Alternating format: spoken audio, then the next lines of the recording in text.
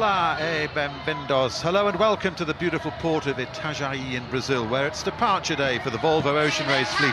The 5 yachts have emerged unscathed from yesterday's in-port race and are locked and loaded for the next leg to Miami. And in Volvo Ocean Race tradition, the sailors and spectators will enjoy a ceremonial send-off with a salute to the crews and a blessing of the fleet. Big day here today. This is actually Earth Day, hence those children in their fancy t-shirts all being involved, and around about 1 billion people on the planet are going to be celebrating that event today, and a lot to celebrate for us too, because there is the fleet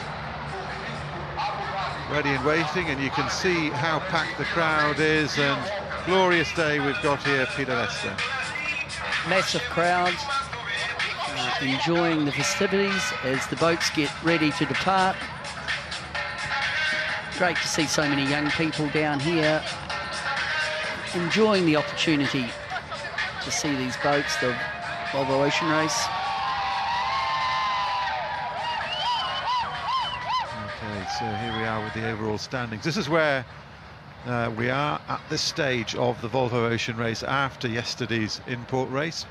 Team Telefonica still up at the top, but they've been hauled in somewhat, having come last yesterday, by Frank Camas and his Groupama sailing team, who had a splendid victory after a bit of a mistake by Telefonica. Chris Nicholson and Camper with Emirates Team New Zealand, well, they're in third spot, having got second place yesterday. And then, as you can see, just very little between them and Ken Reid of Puma Ocean Racing. Abu Dhabi Ocean Racing back in the water yesterday. Great to see them in, and Team Sanya, of course, unfortunately heading by ship to Miami, having sustained such enormous damage in the Southern Ocean. Now, Earth Day here, and this Volvo Ocean Race is, of course, part of keeping the oceans clean. Billion people, as I was saying, all nationalities and backgrounds, voicing their appreciation for the planet to demand its protection. And these guys on these boats see more of what's happening in the oceans than most people, and they would really love to see it better protected, and that's what part of all this is about. And certainly, you know, they have been lamenting the Volvo Ocean Race has come from the Whitbread Round the World race originally way back in the 1970s. There's been a marked shortage of things like albatross, which these people get quite upset about. The sailors are so used to seeing those magnificent birds watching over them, and they're just simply not as numerous as they were. So the aim of Earth Day and, of course, the Volvo Ocean Race Ocean Initiative is to try and address that dilemma. Now the ceremony is about to begin as the crews take the walk down to their boats, and it's the leaders who head here very sensibly in first place.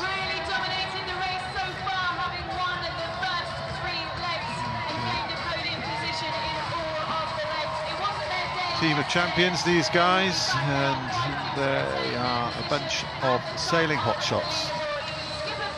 Bit of a disappointment for them yesterday, but all the more reason for them to bounce back, Pete. I'm sure they will. I'm sure they'll excel as when they leave later in the day. Team Telefonica, really, the mistake they made yesterday, probably the first one we've seen since the start of the race. They've really been flawless. And yesterday's mistake really, Martin, quite out of character, really, for such a champion team. And I'm sure they will have debriefed overnight, and attention to detail, team meeting the dignitaries. And the dignitaries that they are meeting include Jandir Bellini, who's the mayor of Itajaí, Raimundo Colombo, the state governor, Paula Borg-Hansen, the Sustainable Development Secretary of State, and Mark Sarnoff is the City of Miami Commissioner, and we'll be seeing an official sort of handover, if you like, which we've seen at every port so far, as the mayor of one city, of one stopover port, hands over the responsibilities for hosting the next, very much in a sort of Olympic tradition, if you like. Next along the line, here's Frank Camas leading out Groupama. Terrific win they had yesterday. They couldn't believe it when they saw Telefonica, who had such a commanding lead, take a wrong turn, mistaking the mark. Johnny Donnelly there, the master of ceremonies, guiding them through as Knut Frostow, the chief executive of the Volvo Ocean Race, who will be working with us today as our on-the-water commentator, meets our dignitaries from both locally and in Itajaí here, and also, of course, in Miami. Splendid scene here. There were huge numbers. Well, that's pretty sporting. Ike Martinez shaking hands with the camper with Emirates Team New Zealand shore crew back there in the red, and with everybody else on the way. That's a very sporting gesture there, Peter. I mean, they've been under the pump in the protest room over various issues. They've emerged with a clean bill from that, and sporting of Ike Martinez to acknowledge all the other crews. And here now, coming down this guard of honour, being formed by their 60 or so children in their t-shirts for Earth Day, and leading the way here is Chris Nicholson carrying the Brazilian flag, and this is the crew of Camp with Emirates Team New Zealand, currently in 3rd place overall. That's Chini Bermudez there, the Spaniard on board, and along comes the rest of the team, enjoying the ceremony here. And in many ways they've really enjoyed this here, because we hear stories, Pete, of a lot of the younger guys in the crews being treated like absolute rock stars here in Itajaí. Certainly, we've heard some stories along that line, and I'm sure the camper team as a whole would have liked to have had the opportunity to spend more time in Itajaí, but of course they were late arriving after damaging their boat, but they got it back together and they got here late, and a quick turnaround. They finished 2nd yesterday in the import race. Chris Nicholson, I know he's been very appreciative of the friendship. In fact, I think everyone has, Martin, the friendship of the people here. It's been terrific. Yeah. Very friendly and very welcoming to the teams for the Volvo Ocean Race. I think everybody's commented on what a great atmosphere there's been here. I guess in some ways, you know, it's not the biggest city, it's the 3rd biggest port in Brazil. And as we plotted over here, a military helicopter flying by. We're up on the 16th floor, looking over the building, looking over the river Itajaí, and there's just a helicopter fly almost within touching distance. It's pretty interesting. Now Puma Ocean Racing, and this is Kenny Reid, the skipper, and he's really going to enjoy this guard of honour as well, and he is just such a fantastic ambassador for the race, for the sport. The oldest guy, he's being reminded that this is the oldest guy on the fleet at 50, that's Brad Jackson. Shannon Falcone, who's from Antigua. Amory Ross, the media man, coming on as the crew walks through this guard of honour. Tom Addis bringing up the rear, and Kenny's been such a sport throughout this, and always ready with a quip. His best line yesterday, when he was asked about the mistake, and when he saw Telefonica turn left early and effectively send themselves at the back of the fleet, his reply was a very honest hallelujah, because it's helped him get Puma back into the game. So Kenny Reid here with this really strong team, who are getting stronger by the minute. They certainly are, Martin, and a good team. They're fast. Of course, they won the leg into Itajaí, but a little sideline for Kenny Reid. He doesn't like the food on board. He doesn't like the freeze-dried, and I believe, Martin, he takes a lot of peanut butter and jelly. So for the next couple of weeks, I'm sure Kenny Reid will have the diet of peanut butter and jelly sandwiches. It is interesting. They reckon that freeze-dried food is better now than it ever has been, but I would surmise that it's a bit of an acquired taste. And you know, some people will just get it because they just look at it as being fuel, which obviously it is. But on the other hand, it's of course light, and that's the important thing. So here comes the Abu Dhabi Ocean Racing team, and they're being led, I think, as our camera swings round, by well, coming up with Ian Walker. I saw Adil Khalid here, but this is Ian Walker leading the team out, and what an extraordinary job they've done to get their boat back on the water. I mean, 36 hours ago it was it needed huge surgery to the hull. It's all been done by shore crew, working really hard for this guy who's been expressed his appreciation for what they've done. And so they're back in the fray. Disappointing result for them yesterday, but they'd only been on the water about an hour and a half before the race starts. So fairly understandable. You can see how busy it is. Look, all the docks are absolutely heaving with people now, and I know that they'll all be spreading out, looking further out. I can see on the breakwater as Wade Morgan and Nick Danner here head out along the dock towards Abu Dhabi. Azam's the name of the Abu Dhabi boat. Determined is what it means in Arabic, and of course that's exactly what they've been in their determined and their resolve to get back in, and you know, they're pretty much out of contention for overall honours, but they certainly want to try and pick up a few more points on the way and prove a few points on the way on this next leg up to Miami. Saluting the skippers, that's pretty cool. And that was Adil Khalid there, just gone through. He's one of the under-30s. Each boat has 3 under-30 crewmen, and Adil Khalid is the first of the United Arab Emirates to race in the Volvo Ocean Race, and he's found it an extraordinary experience. And Peter will tell us that, I mean, you've worked with him, Pete, as a young lad, and he's sure grown in this role, which is inevitable on a race like this. It's life-changing, and not only has his grasp of English, I mean, he just speaks King's English now, but really the life experience for Adil Khalid to sail around the world on a boat, Abu Dhabi, representing his country.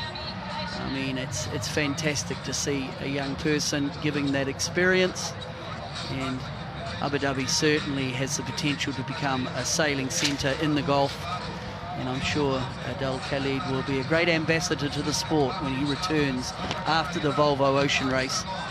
What do you say, Pete? You've worked out in that part of the world in Qatar, and you've known Adil Khalid through that, but what do you say to a young lad who's an Olympic aspirant, an Olympic dinghy sailor, about what the reality of ocean racing at this level is? I mean, how can you possibly try to explain it? It's hard to, certainly hard to explain to a young person with a background of living in the Gulf and the culture. It's a cultural change, and it's a physical change. He lives in a climate that's blisteringly hot. He's been down now in the Southern Ocean. He's experienced Antarctic-type conditions. But for me, he becomes an ambassador to young people in that part of the world. If you have a passion, if you have a dream, you can go out there and make it happen. And I'm just staggered at the change in that young man in terms of his worldliness, really. A life-changing experience. Well, that's what life at the extreme does for you. That's the slogan to the Volvo Ocean Race, and boy, is it true. It's everything. I mean, you've got to be strong in every single department, mentally, physically. You've got to have courage and a certain fearlessness, I guess, because we've talked to the sailors. It's one of the hardest things to try and explain or something to get across just how rugged it has been. I mean, we've been watching this race for years and years now, and the TV coverage gets better and better as the technology gets better and better. Inbar sat that sign you've just seen up there on your right, and we'll talk more about that later, about how we get the pictures off the water. But what is still so hard to convey is the scale of the seas, the pace of them, the size of them. I mean, even the crews struggle. They try to give us the best descriptions that they can. The problem with a camera lens, it does the same to golf courses, it tends to sort of flatten out the sea, and it's sometimes hard. Although this time round we have seen some images of rolling waves which have been breathtaking. Certainly have. I mean, the highlights packages that come back. But Martin, you know, the development of the coverage of the Volvo Ocean Race and how it has stepped up. It's really a 24-hour operation. You can log on, of course, to the Volvo Ocean Racing website and follow the race and see the uptake of images and interviews coming from the media crew member on board. And for me, they are almost the unsung heroes. They're the storytellers of the boats once they leave port. And there's always a special cheer, I think, at the prize giving after each leg for the media prize that comes from each boat, because we know that those crew members are doing a special job for this race. Okay, and doing a special job here, these drummers. This is Olodum. It's a cultural group based in the Afro-Brazilian community of Salvador, the capital city of the state of Bahia, Brazil. They were founded in 1979. Its stated aims of this group are to combat racism, encourage self-esteem and pride among Afro-Brazilians, and to fight for civil rights for all marginalized groups. Olodum is widely credited with developing the music style known as samba reggae, and for its active participation in Carnival each year. They make almost as much noise as the helicopter that's flying about 20 feet away from us at the moment. And they also played in the Michael Jackson video, and we'll be hearing them in full thrum, not in the not too distant. And in fact, we've heard them. I mean, we're quite a long way back. We're a good 5 or 10 minute walk from the base, which we're looking at now. And we heard the drummers performing before, and boy, do they pack some volume into their rhythm. Now we're going to see them rumbling out. They're looking looking ready to get going, and it's believe you me, it's quite a racket when it gets underway. Full of samba-style rhythms you would expect from this rhythmical part of the world. Looking down now on camper with Emirates Team New Zealand. Fleet looks terrific, so colourful. These are the greyhounds of the ocean, and they're going to be champing to get off here and get going.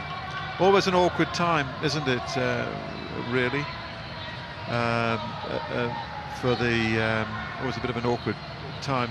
You know, the sailors want to enjoy all this, but at the same time they really quite like to get going. Yes, I'm sure on one hand they enjoy the send-off, but of course in the backs of their mind they've already had their team briefing in the morning, navigational, meteorological, and all that information now is on board. It's in their heads, and through the festivities they just have to touch base to get out on the water. Okay, with us here now is Stu Bannatyne. Thanks for joining us, Stu.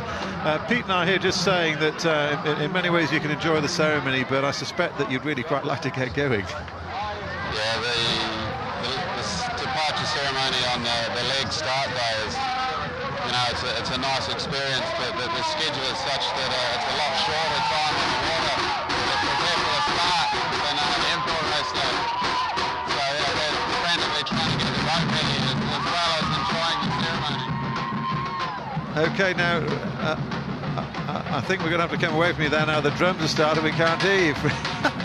We had a bit of that issue when I was chatting to Stu down at the dock earlier on. Well, this is Olodum, and they're getting underway, and that kind of precludes any conversations, I can tell you. I haven't been about 100 yards away from them earlier on, but well, I mean, there's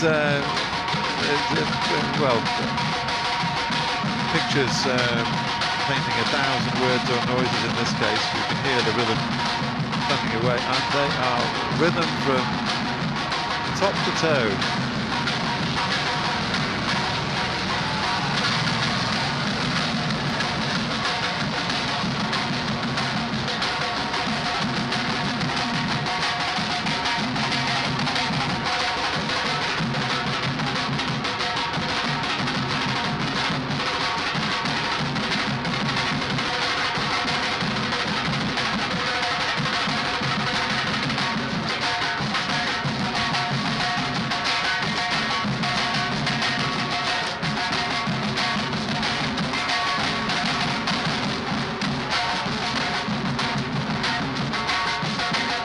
they'll load in the band from based, as I was saying, the Afro-Brazilian community of Salvador, and they say Brazil all over, don't they? I mean, they're bright, they're colourful, they're everything that you expect to see when you come to this gorgeous country.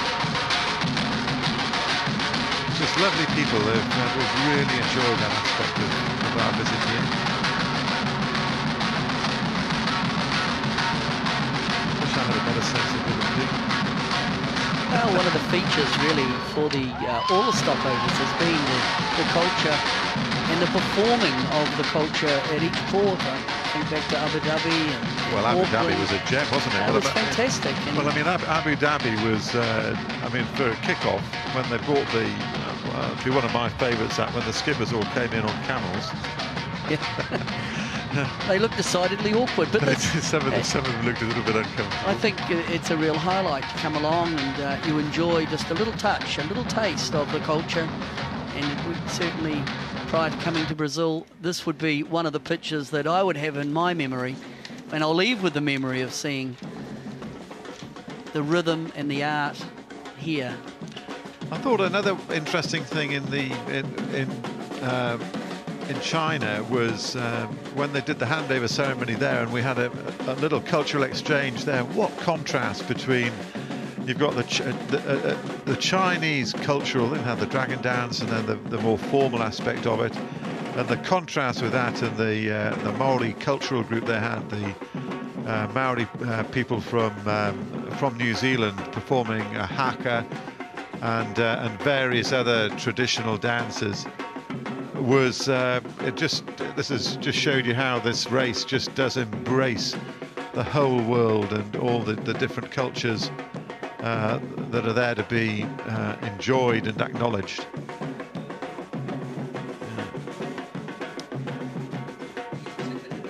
So here we are flying down. What a great view. This is the flying down the river. This is, well, it is the river Itajaí. And you can see the container terminals in the back. It's the third biggest port in Brazil. Once upon a time it housed the biggest fishing fleet in the world, and it's now housing the Volvo Ocean Race Village, which, as you can see, is getting pretty packed down by the edge there, with people enjoying the send-off ceremony here.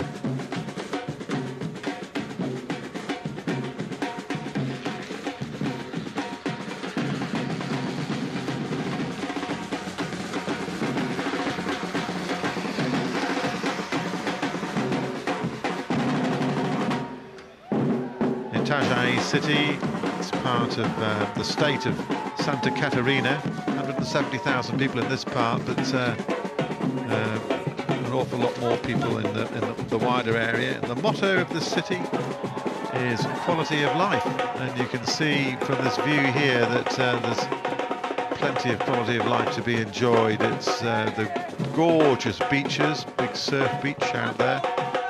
And obviously, as we found out now, good sailing areas too.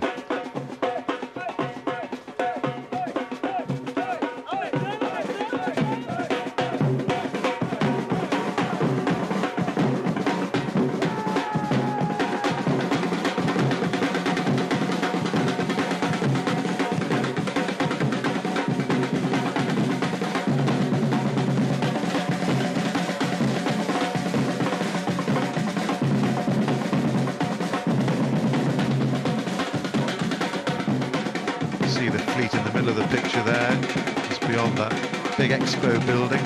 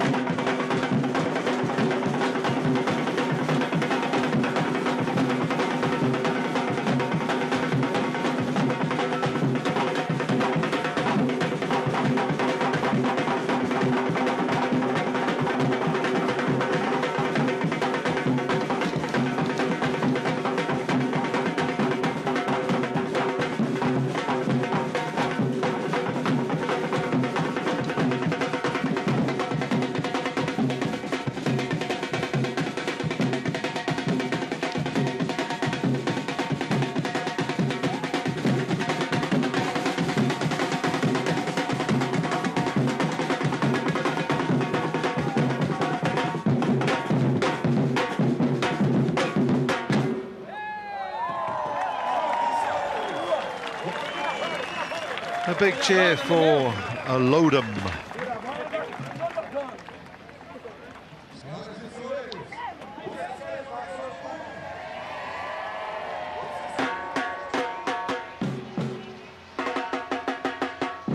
And is this an encore?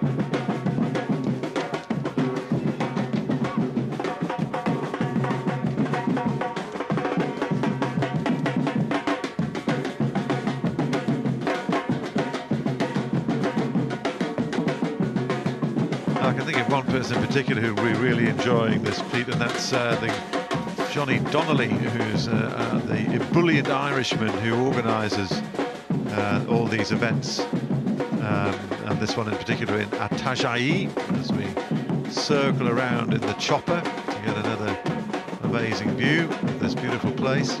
Johnny Donnelly was a drummer himself. Well, he still is a drummer, but he was a drummer with one of the rock bands in Ireland, and of course he'll be in his hometown for the end of this in Galway when the race finishes there in July. But he'll be enjoying watching another set of rhythms, which he'll no doubt find space to incorporate in his own band in the future.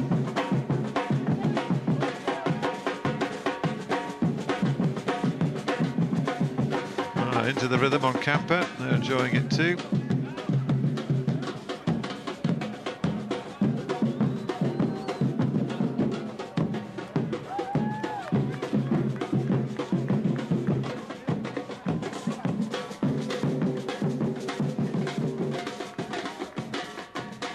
There's a fabulous range of hills that surround this port. Very dramatic, and here we have another example of it. Bustling little place, which we really enjoyed.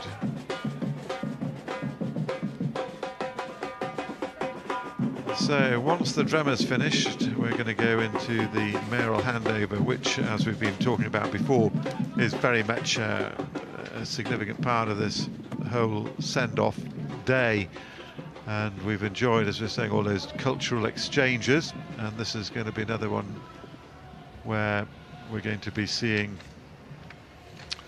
the mayor of Itajaí and the City of Miami commissioner exchanging gifts down here on the dock as we await the departure. Okay, Stu, if you can hear us again now that the drumming's stopped. You're about to head out into this. We were having a chat before. What lies ahead in this leg that's going to be challenging for you guys? Yeah, it's going to be a very tough leg. You know, all the boats are going to be really close together the whole way. It's basically a three-stage leg, sort of the beginning and the end separated by the trade winds in the middle, and certainly the first few days looks like pretty good reaching breeze, but then a light air transition zone into the trade winds where we should enjoy some nice fast reaching right along the Caribbean, up the coast of Brazil and then past the Caribbean, and then the very end of the race, the last few days, could be very tricky depending on how any fronts sweep through or any other sort of little weather features there. So we're looking at about an average 14 days probably for this leg, so about half the time we spent at sea for the last leg. So yeah, we're looking forward to it, and for sure it's going to be a very close race. Okay, thanks very much to you. Take care out there, and good luck. All right, thanks, Martin. That's Stu Valentine, co-skipper and watch leader on Emirates Team New Zealand's camper boat. And this is the exchange now that is going to be conducted on the balcony here, overlooking the fleet, and we have we have the mayor of Itajaí, Jandir Bellini, and he's going to be delivering to Mark Sarnoff, the City of Miami Commissioner, a painting, a medal and a miniature model of the fishing boat. So that will take, no doubt, pride of place in some mayoral trophy cabinet up in Miami. And when he's in Miami, then the Mark Sarnoff, the City of Miami Commissioner, will have to perform a similar ceremony and hand over some Miami reminders to his counterpart from Lisbon in Portugal, which is where the Volvo Ocean Race is bound after Miami.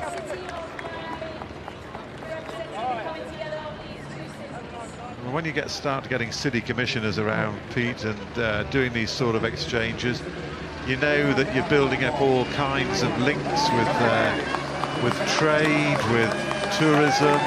There's the miniature boat. Isn't she a little beauty? And I mean, that's what it's all about, isn't it? They're the shakers and movers of the local business community. They make a difference to the economy, and certainly exchange at this level really important. And you can see there the exchange of gifts representing the fishing boat, no doubt representing the fishing industry, which is so important here in Itajaí. Wonderful fishing grounds in the South Atlantic, of course, and this has, well, it still is a big fishing port. A little bit of local art, very nice and colourful, as this part of the world is, and exactly what you'd expect from this part of the world. So the flags being exchanged too, city flags, bright and colourful. I wonder which flagpole that'll end up flying on, or will it be like one of those yacht club burgees where you've got rows and rows of them all around the walls, reminding people of the links between all these ports around the world.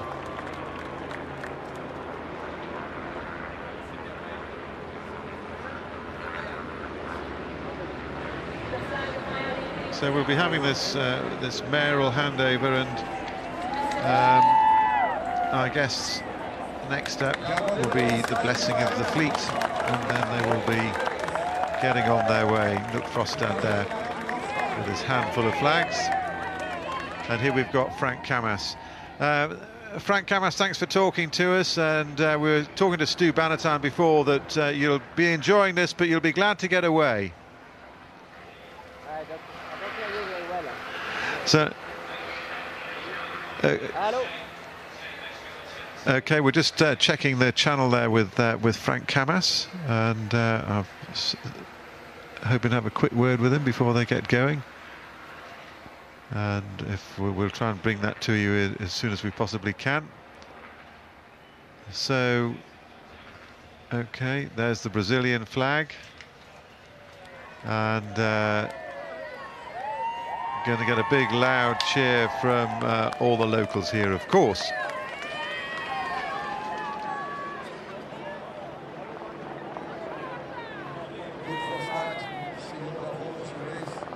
So we're just going to see if we can get a quick word with Frank Camas before he leaves, if he's able to hear us. You can imagine that it's pretty noisy down there.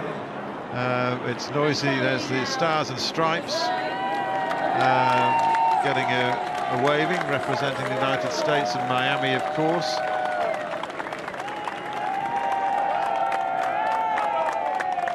Get an extra cheer off Puma Ocean Racing, powered by Berg, which is USA, flying the flag for the USA. Frank Camas, can you hear us now?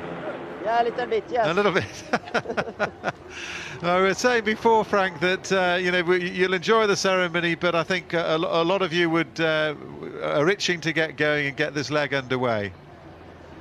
Yeah, we are happy to start for sure now. This leg should be easier than the previous, so everybody are less anxious than in Auckland, for example, and for sure we can enjoy a lot during this leg with very good condition. Reaching warmer for sure, maybe too hot sometimes, but it's good for the crew, it's good for the boat. I think we can manage very well this Volvo 70 in this condition.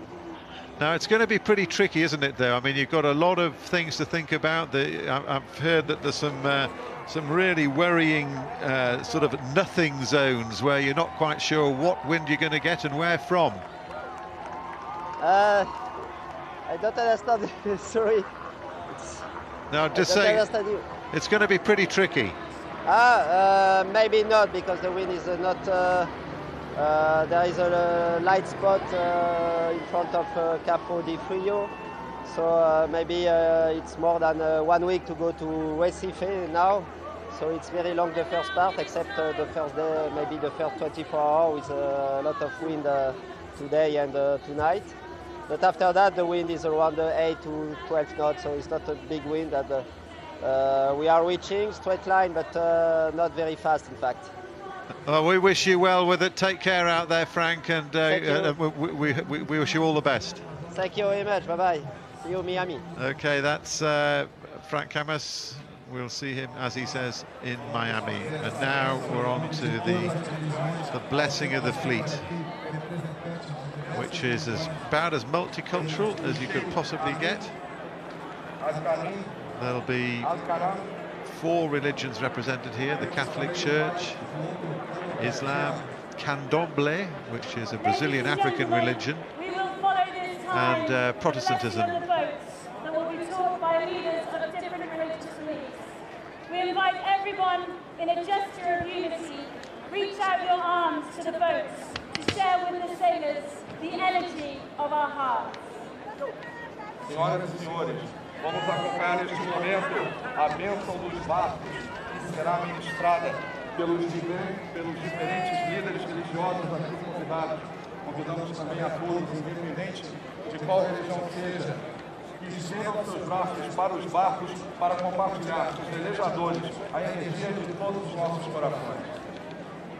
Give us the privilege to witness this moment, when a sporting event serves as a tool to promote harmony and unity among men, giving them hope in times of distress, comfort, and in the unrest and security on the journey that begins.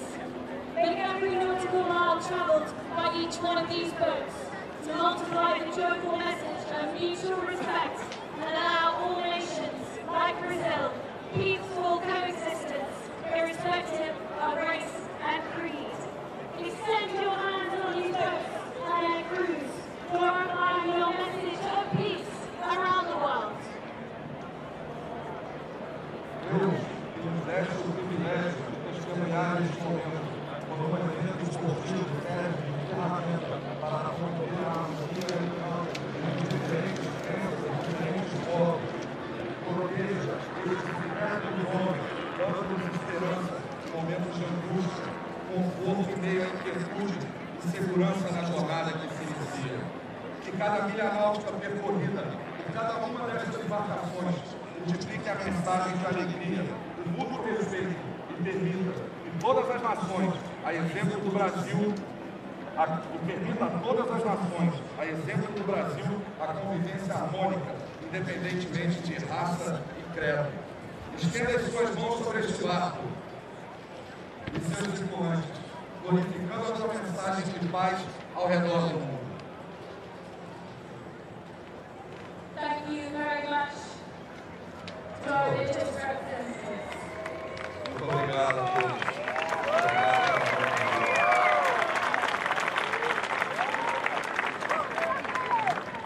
Thank you very much. Right, we have had the barrel handover, we have had the blessing of the fleet. Now, ladies and gentlemen, it is time for our departure ceremony. É isso aí, galera. Okay, Master of Ceremonies Hannah White they're concluding that ceremony, and now we've got Mike Dank, shore manager with Abu Dhabi Ocean Racing, and Mike, when they've gone, there's something called a thank God they've gone party, and I can imagine that you're going to be a bit relieved this time round for the amount of work you've had to do that amazing job and get that boat underway. Yeah, the guys are going to be pretty happy to get out of here this afternoon to go and relax. It's been few days, but not much sleeping at all. So great job by the team overall to get the boat back together in 48 odd hours and get back on the racetrack. So we're all very happy, and hopefully our results can get a bit better and we can move on with no breaks in the next leg. What's the biggest challenge that you faced in trying to get it sorted out and get it back in the water? Oh, just pure time, just enough time to do it. To do a proper repair that's good to go the distance, and we know we're structurally happy with it, and we don't have to come back and touch it and make sure we can eliminate the problem that we had with the boat, so it's gone away. So other than that, we're all good. Now, you turned it round in record time. I mean, how quickly did you do it, and how long should it have taken normally? Oh, that would be, usually it'd be a week or so job, but we managed to turn it around pretty quickly, just working round the clock with a big team of guys, just everyone overloading the staff and just getting it done. Well, it was really great of you to get it done. Good of you to talk to us now, and congratulations on your work. Enjoy the party later, and we'll let you say farewell to your pals. Thanks, Martin. Thanks now. So Abu Dhabi leaves the dock here in Itajaí, and we sincerely hope its next landfall won't be anywhere else other than Miami. So the sailors, the first boat is now underway. Ian Walker on the left there, helming Azam, determined of course to do the boat and the campaign as much justice as they can after all the hardships that they've had to put up with. They do say that, Pete, that what doesn't kill you makes you stronger, but in that case these guys must be pretty strong. An amazing effort by the team, the whole team from Abu Dhabi. The boat arrived here on a ship, unrigged. The boat was transferred to the yard, and tireless work. And really, I think Mike Danks there understating really the magnitude of the job that they had to do on that boat to have it ready for the import race yesterday, and for Ian Walker to take the team out today. They would have had the opportunity last night in the breeze to tune the rig up, so I'm assuming they're in good shape. And Martin, this forecast and this leg, you've got to believe Abu Dhabi, it may well be the conditions that could suit them. And it'll be just interesting to watch how they go over the next couple of weeks. Kenny Reid, Puma, winner of the last leg, they'll be one of the teams to watch. It's got the game face on now. The happy smiley man is now Mr. Serious. Keep the oceans clean. The slogan here appropriately. Bang as another firework goes off on Earth Day. And very noisy send-off, I must say, Martin, for the team. But maybe that's what we should expect, given that we're leaving Brazil. Itajaí, beautiful place. Teams have been well received, looked after. As Kenny Reid there just prepares to leave the dock. The fenders are taken aboard. Taking care as final wave from Kenny Reid. And for him, I guess, going back to Miami, home port or home country, he would dearly love to notch up another win going into Miami. And you got to believe, Martin, especially that tricky part through the Caribbean and then into the Gulf Stream, the final maybe 5 days of this leg, local knowledge, I wonder if that will play a part, because Tom Addis, Kenny Reid, it's their patch. Well, we do know it's going to be very, very tricky up there. You've got to be able to play the Gulf Stream, which shoves you along at 4 to 5 knots. Know when to try and hit it, make the most advantage of it. And all the people that we've talked to as we've been walking around the dock, talking to the various weathermen from the various teams, they all talk about the very end of this race being as tricky a part of it as any other. And as you say, local knowledge. I know Kenny, well, in fact most of the guys have sailed here. Most of the guys on these boats have of course sailed in Miami, big sailing centre, but him more so than the others. And there's a lot of sailing happens through the Caribbean, St. Thomas and the Caribbean, Antigua, And I think that last week of the regatta, or of the leg, that Puma will be one of the teams that I'm sure the other teams will monitor in terms of where they're going in relation to the wind conditions. And of course the islands, there's a lot of islands that they need to be navigated through as we now look at Camper. They will be the next team to leave. Camper turned the boat round very quickly. There's Chris Nicholson. Short turnaround, second in the race yesterday in port. They would dearly love, they won the import race in Auckland, but they haven't won any of the offshore legs. How they would dearly love to get a win next to the name of Camper. I think it's part of the intrigue of this next leg, though, is that there are just so many variables within it which we'll address once the boats start to head out. And Tony Ray on the left there, Chuni, Roberto Bermudez from Spain, and Camper with Emirates Team New Zealand heads out. They're leaving in their points ranking in reverse order, so this is the third placed boat overall in the Volvo Ocean Race at the moment. How they would like to climb that up. Will Oxley, the navigator, just moving into position, and with 2 more boats to go. And then I would imagine that an awful lot of the crowd here will disperse and find its way out to the breakwaters to watch the sort of mini import race as they race on a little course around the bay here before disappearing out to sea. Yeah, they're essentially going to do like a double triangle round the bay, which will give everyone here a great vantage point. It's going to be close to the beach. The conditions, I can tell you, are going to be absolutely perfect. I can see from our vantage point there's a little bit of a light spot close to the shore, but then further out in the bay it looks to be like 15 to 18 knots. We could be looking at a downwind start, so once we get into the race it should be exciting.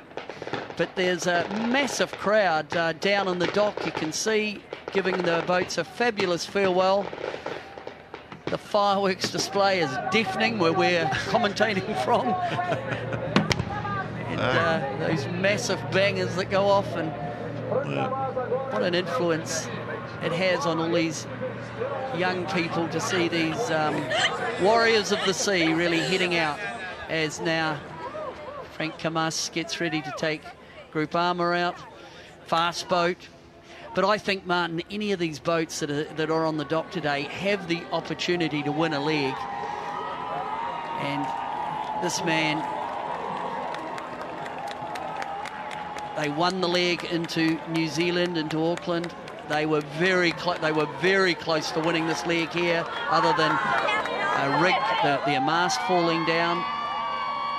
Obrigado, thank you, Itajaí. That's a nice gesture from the French boat. Thank you, Itajaí. See you in the next race, is the translation.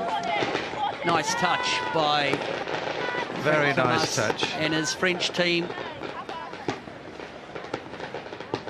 Well, And what just an amazing job. You know, if body language is a judge, Martin, of success, I think we've been staying in the same hotel as the crew from Group Armour, and to me they look quietly confident, very focused.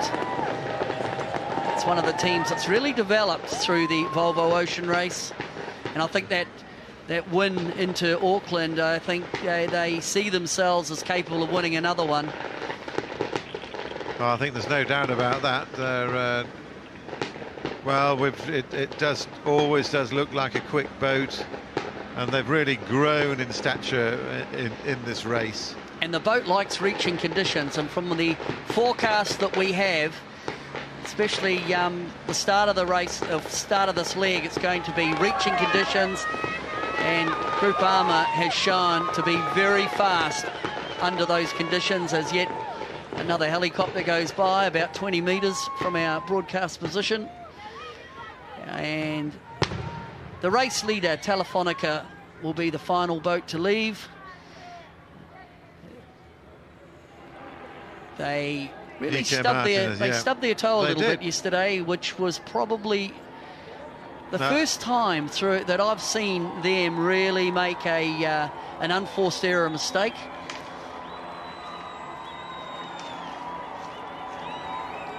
Well, they're getting a great send-off here, the race leaders, and they'll be smarting a little bit from yesterday, but DK Martinez and all the crew still got a good smile on their faces, appreciating this send-off from this terrific pole that everybody's enjoyed so much. Appreciative shouts from the crowd.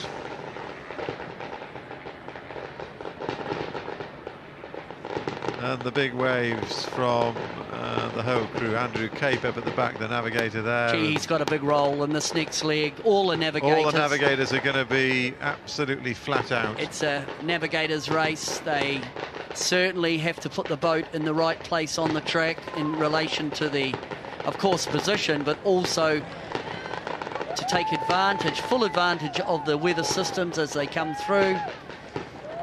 From here they go out in the breeze that we've got today, and they'll be fighting hard to get into the trade winds that are north of Itajaí, the easterly southeast trades. Overall leader, Telefonica.